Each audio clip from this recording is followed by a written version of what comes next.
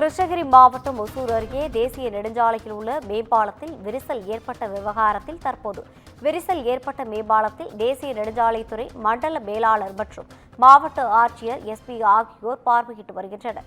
இதுகுறித்தான கூடுதல் விவரங்களோடு இணைக்கிறார் நமது செய்தியாளர். மேம்பாலத்தில் விரிசல் சீரமைக்க ஒரு மாதம் ஆகும் என்றும் தற்போது கூடுதல் விவரங்களோடு இணைக்கிறார் நமது செய்தியாளர் பாஸ்கர். வணக்கம் பாஸ்கர், கூடுதல் விவரங்களை பதிவு செய்யலாம். வணக்கம் ரவீனா.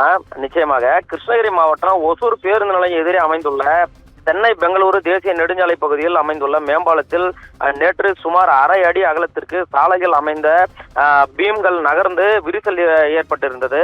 இதனைத் தொடர்ந்து உடனடியாக மேம்பாலத்தில் போக்குவரத்து நிறுத்தப்பட்டு தேசிய நெடுஞ்சாலைத்துறை ஆணையம் மற்றும் மாவட்ட நிர்வாகத்திற்கு தகவல் தெரிவிக்கப்பட்டது.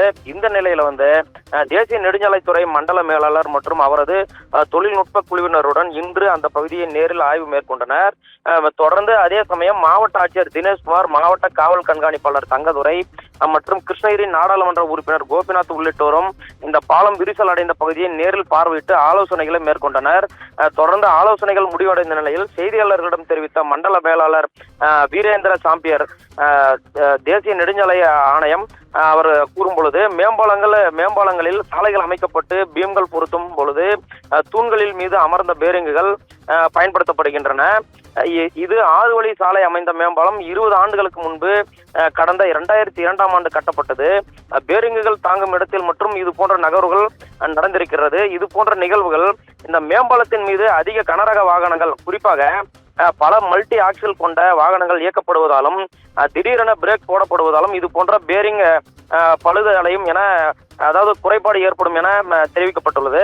இதன் காரணமாக நாங்கள் ஆய்வு மேற்கொண்டதில் கட்டமைப்புக்கு எந்த சேதாரமும் இல்லை எனவும் ஆபத்து இல்லை எனவும் பேரிங்குகள் மட்டும்தான் மாற்றப்பட வேண்டும்.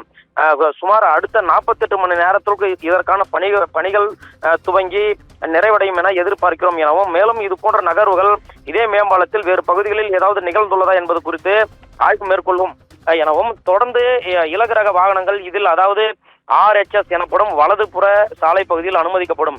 இதோடு மட்டுமல்லாமல் டெல்லியில் இருந்து இந்த நிபுணர்கள் இங்கே வர உள்ளனர். இது குறித்து அவர்களுடன் கலந்து ஆலோசனைகள் பெற உள்ளோம். இதனிடையே மாவட்ட ஆட்சியரிடமும் காவல்துறையினரிடம் இது குறித்து விவாதித்தோம். இது தொடர்ச்சியாக நிரந்தர தீர்வு ஏற்படும் வகையில ஒரு வழி சாலை பகுதியில் மட்டுமே வாகனங்கள் அனுமதித்து இயக்கப்படும். மேலும் இதர போக்குவரத்தை மாற்றம் செய்வதற்கும் உண்டான அறிவுரைகளும் காவல்துறையினருக்கு வழங்கப்பட்டுள்ளது. இதில் பொருத்தப்பட்டுள்ள 4 பேரிங்குகளும் மாற்றி பொருத்தப்பட வேண்டும் என்பதால் இதற்கு அதிகபட்சம் 1 மாத காலமாகும் என நெடுஞ்சாலைத்துறை அதிகாரி தெரிவித்துள்ளார். எனவே அதற்கு பிறகு நிரந்தர தீர்வு ஏற்படும் எனவும் நெடுஞ்சாலைத்துறை அதிகாரி தெரிவித்துள்ளார். ரவீனா, கூடுதல் விவரங்களை வழங்கியமைக்காக நன்றி பாஸ்கர்.